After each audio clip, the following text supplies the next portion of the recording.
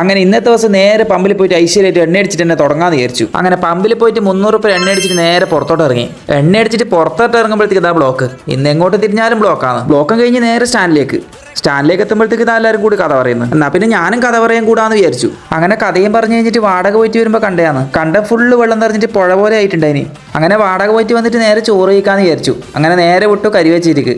നല്ല വിശപ്പുണ്ടായിട്ട് വേഗം കയ്യും കഴുകിയിട്ട് ചോറ് കഴിക്കാനിരുന്നു. അങ്ങനെ ചോറും വെച്ചിട്ട് ആടെ നിന്ന് ഇറങ്ങി.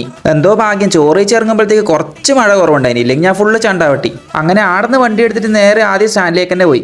ഈ കർട്ടൻ താക്കലും പൊക്കലും വല്ലാത്തൊരവസ്ഥയാണ്. അങ്ങനെ ഒരു ഫോം പാട കിട്ടി പച്ചക്കറി മേടിച്ച് കൊണ്ടു കൊടുക്കാൻ. അപ്പോൾ നേരെ വിട്ടു പച്ചക്കറി മേടിക്കാൻ. അത് കഴിഞ്ഞിട്ട് നേരെ വിട്ടു സ്കൂളിലേക്ക്. ആ വാട കഴിഞ്ഞിട്ട് നീലേശ്വരം ബസ് സ്റ്റാൻഡിലേക്ക് എത്തുമ്പോഴേക്കും പിന്നെയും കിട്ടി ബ്ലോക്ക്. ആ ബ്ലോക്ക് നീന്തി കയറിയിട്ട് ഞാൻ വൈശ്വനും കൂട്ടിയിട്ട് നേരെ വിട്ടു ചായ അടിക്കാൻ വേണ്ടിയിട്ട്.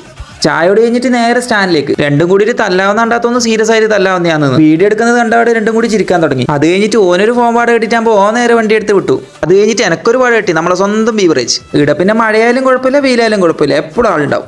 ആ വാടകയും കഴിഞ്ഞ് നേരെ വീട്ടിലേക്ക്. അപ്പം ശരി, ബാക്കി നാളാം.